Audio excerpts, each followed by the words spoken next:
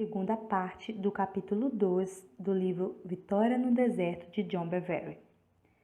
Tempo de provação. Muitas vezes, mesmo nos dias de hoje, buscamos a Jesus pelo motivo errado, reduzindo-nos a um recurso em tempo de necessidade. O Senhor, o seu Deus, os conduziu no deserto durante esses 40 anos, para humilhá-lo e pô-lo à prova, a fim de conhecer suas intenções. Deuteronômio 8:2.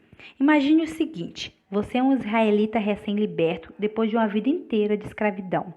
Acaba de fazer uma caminhada aterrorizante, apesar de emocionante, entre duas paredes de água agitadas e perigosas até sair a salvo e no seco do outro lado. Você viu aquelas mesmas paredes que o protegeram no meio do mar se fecharem, matando seus inimigos, e celebrou alegrantemente, dançando diante da vitoriosa liberdade de Deus.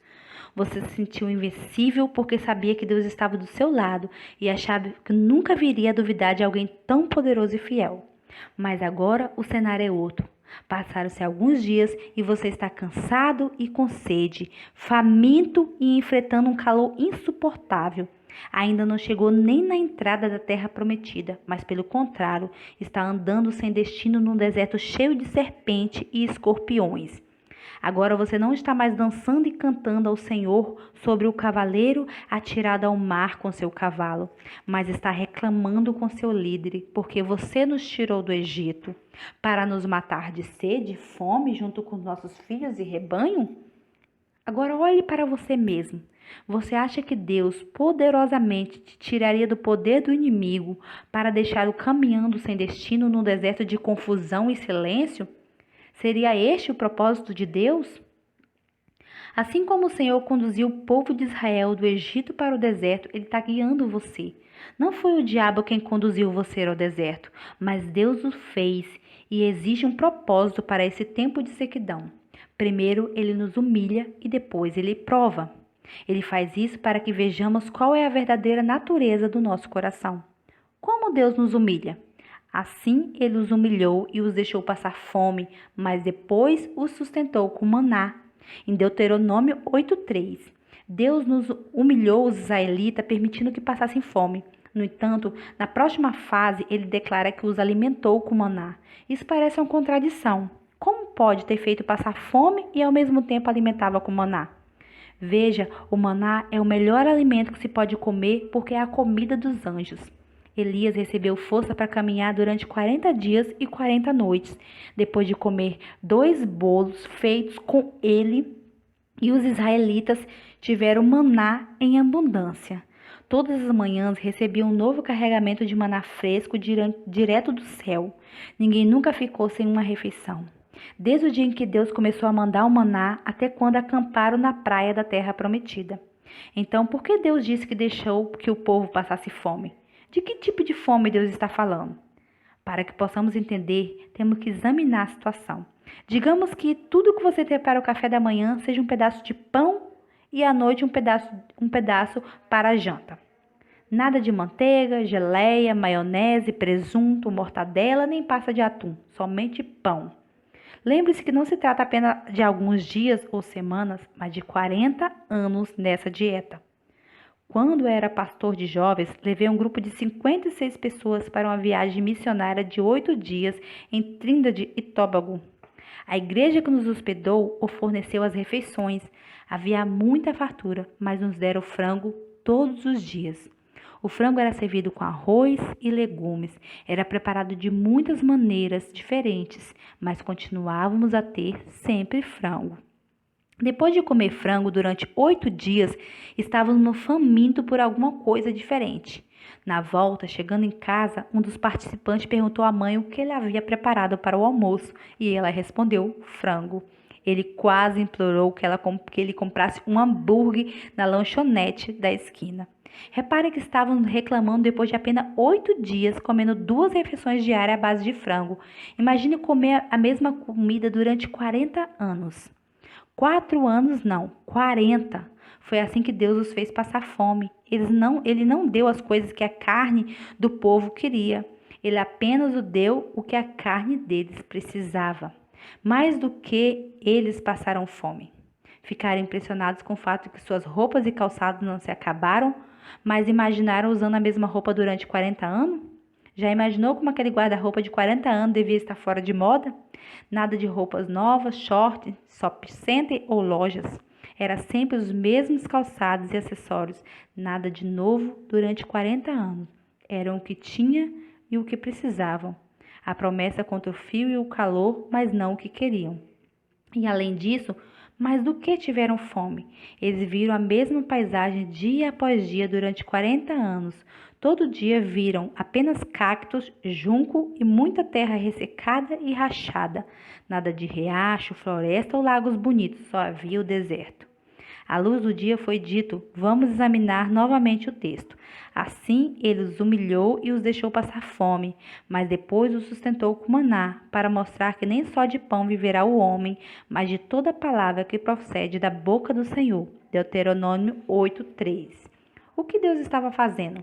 Ele criou uma fome, removendo tudo que pudesse satisfazer os desejos e demandas da carne, ao mesmo tempo que provia suas necessidades fundamentais. Ele criou aquela fome para prová-los, mas que tipo de provação seria essa? Deus queria ver se desejariam mais a Ele do que as coisas que tinham deixado para trás, se o buscariam ou iriam atrás das coisas que sua carne desejava, se teriam fome e sede de justiça ou de conforto e prazer. E veja qual foi a resposta deles. Um bando de estrangeiro que havia no meio deles encheu-se de gula, até os próprios israelitas tornaram a queixar-se e diziam: ah, se tivéssemos carne para comer! Nós nos lembramos dos peixes que comíamos de graça no Egito, e também dos pepinos, das melancias, dos alhos porós, das cebolas e dos alhos, mas agora perdemos o apetite, nunca vemos nada a não ser este maná. Em Números 11, 4-6. Eles se lembravam das coisas que tinham deixado no Egito, um exemplo do sistema do mundo. Àquela altura, a antiga condição do Egito, mesmo com a escravidão, parecia preferível comparada com aquele lugar seco para o qual Deus o havia conduzido. Então começaram a reclamar e murmurar, pedindo carne, e Deus os ouviu.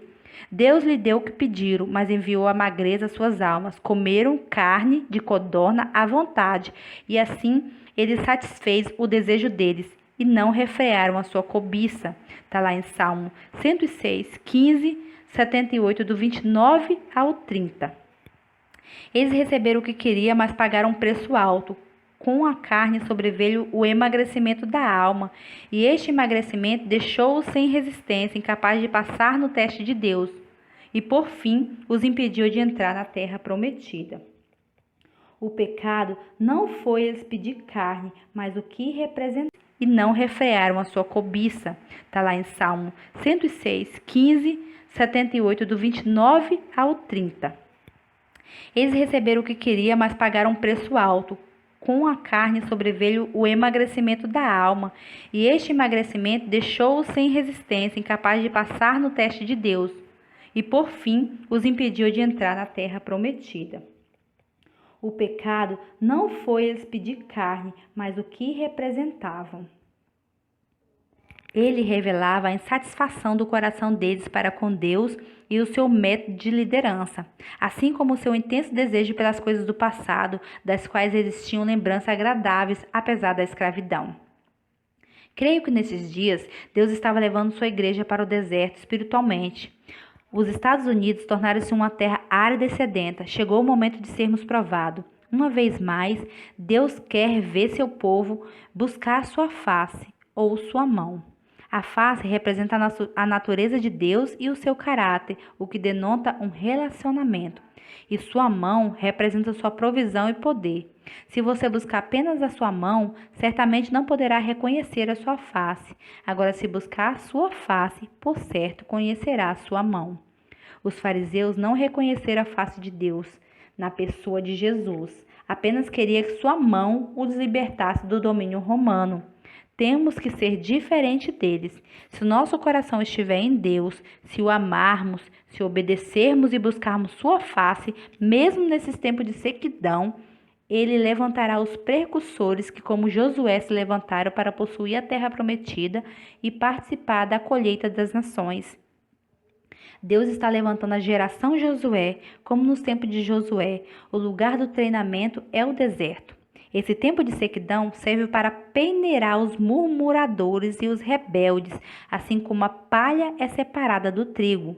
Aqueles que buscam apenas os benefícios da promessa e não o dono das promessas desmaiarão na sequidão do deserto. Uma coisa é buscar o Senhor por aquilo que Ele pode nos dar ou fazer por nós. Outra, bem diferente, é buscá-lo pelo que Ele é. No primeiro caso, buscar-se o benefício, a motivação é egoísta. Um relacionamento fraco e imaturo é tudo que se pode esperar como fruto dessa motivação. Agora, como se busca o Senhor pelo que Ele é, estaremos construindo um relacionamento sólido e saudável. Motivação para buscar. Quando a multidão percebeu que nem Jesus nem os discípulos estavam ali, entrou no barco e foi para Cafarnaum em busca de Jesus. Quando o encontraram do outro lado do mar, perguntaram: Mestre, quando chegaste aqui? E Jesus respondeu: A verdade é que vocês estão me procurando, não porque viram os sinais miraculosos, mas porque comeram os pães e ficaram satisfeitos. João 6, 24 e 26. As multidão saíram à procura de Jesus, e quando o encontraram, ele as encarou e disse que a razão por que buscavam não era por causa dos sinais que viram, e sim porque haviam comido e se fartado. Mas para que servem os sinais? Serve para informar ou dar uma direção. Um sinal nunca aponta para si mesmo, ele nos direciona ou dá alguma informação. Jesus sabia que eles não estavam buscando por causa dos sinais e milagres que indicavam que ele era o Messias, mas porque queriam encher a barriga. Muitas vezes, mesmo nos dias de hoje, buscamos a Jesus pelo motivo errado. Estamos apenas atrás dos benefícios e das bênçãos e não porque o amamos. Sem saber, nós o usamos, reduzindo-o a um recurso em tempo de necessidade. Sabe aquela pessoa que só te procura quando precisa de alguma coisa? Ou ainda, sabe aquela pessoa que faz amizade com você para mais tarde você descobrir que a única intenção dela era conseguir tirar alguma coisa de você? Ou quem você sabe tirar proveito de sua influência, posição ou do seu dinheiro e das suas posses materiais? Ela não tinha amor ou um carinho genuíno por você. Você apenas serviu aos seus propósitos durante algum tempo. Se você já experimentou uma amizade assim, sabe o que é se sentir usado. Essa atitude egoísta tem permeado a nossa sociedade e a nossa própria igreja, e essa mentalidade está por trás da grande quantidade de divórcios em todo o mundo. Até mesmo na igreja, as pessoas se casam por razões egoístas. Falham em reconhecer que o casamento é uma aliança de amor e não um contrato. Casam-se pensando nos benefícios que o cônjuge pode trazer à sua vida, mas se o cônjuge não corresponde à expectativa, procura outro, ignorando o fato de que, aos olhos de Deus, uma aliança é mais forte e muito mais restringente do que um contrato. Tem muita gente insatisfeita na igreja cujo amor esfriou. Alguns se afastam, outros abandonam a fé, servindo ao Senhor pelo que Ele pode fazer e não por amor a quem Ele é. Portanto, contanto que Deus esteja providenciando seus desejos, eles continuam felizes e entusiasmados com Ele. Mas assim que entram no tempo da sequidão, a motivação de seu coração é revelada. Sempre que o foco é o ego, começam as reclamações. Mais uma vez, isso é demonstrado pelos filhos de Israel quando o Senhor os libertou da mão de Faraó e o povo se regozijou. Então Miriam, a profetisa irmã de Arão, pegou um tamborim e todas as mulheres a seguiram, tocando tamborins e dançando. E Miriam lhe respondia cantando: Cantem ao Senhor, pois triunfou gloriosamente e lançou ao mar o cavalo e o seu cavaleiro. Está lá em Êxodo 15, 20 a 21.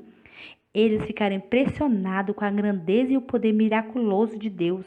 Havia muita vibração no coração deles por causa da libertação que alcançaram. Entretanto, apenas 3 dias depois, quando encontraram fontes amargosas no deserto de Sul, começaram as reclamações. Então o povo começou a reclamar contra Moisés, dizendo: que beberemos? Está lá em Êxodo 15, 20. Será que o Deus que abriu o mar vermelho não poderia fazer com que as águas amargas ficassem normais? Moisés não era mesmo o líder que tinha sido festejado como herói 3 dias atrás? Deus acabou mesmo transformando a água amarga em potável, mas alguns dias depois eles estavam reclamando por causa da comida. Eles murmuravam, dizendo que as coisas eram bem melhores antes da libertação. No deserto, toda a comunidade de Israel reclamou a Moisés e Arão. Disseram os israelitas: quem dera a mão do Senhor nos tivesse matado lá no Egito. Lá nós sentávamos ao redor das panelas de carne e comíamos pão à vontade. Está lá em Êxodo 16, do 2 ao 3. Em seguida, as reclamações se voltaram contra Moisés e Arão, mas no versículo 8, Moisés mostra onde o problema estava. As vossas murmurações não são contra nós, e sim contra o Senhor. Êxodo 16, 8. Nos tempos de sequidão, quando começa a reclamação, ela sempre é dirigida à liderança, à família ou aos amigos. Muitos de nós, por medo, nunca falaremos contra Deus diretamente, citando seu nome, porque então eles dirigiriam suas reclamações a Arão e Moisés e, portanto, ao Senhor. Porque em seu modo de ver, Deus os havia desapontado. Deus estava examinando o coração da igreja americana. Vamos buscá-la agora para que não sejamos reprovados. O deserto revela a motivação do nosso coração. Ele separa o egoísmo do altruísmo. Peça ao Espírito Santo para separar e examinar as motivações do seu coração, separando aquelas que vão prendê-los daquelas que o arremessarão para a frente. Seja um servo sábio, busque as coisas que sejam benéficas para o seu relacionamento, sabendo que as outras coisas virão como resultado de um relacionamento apropriado com o Senhor.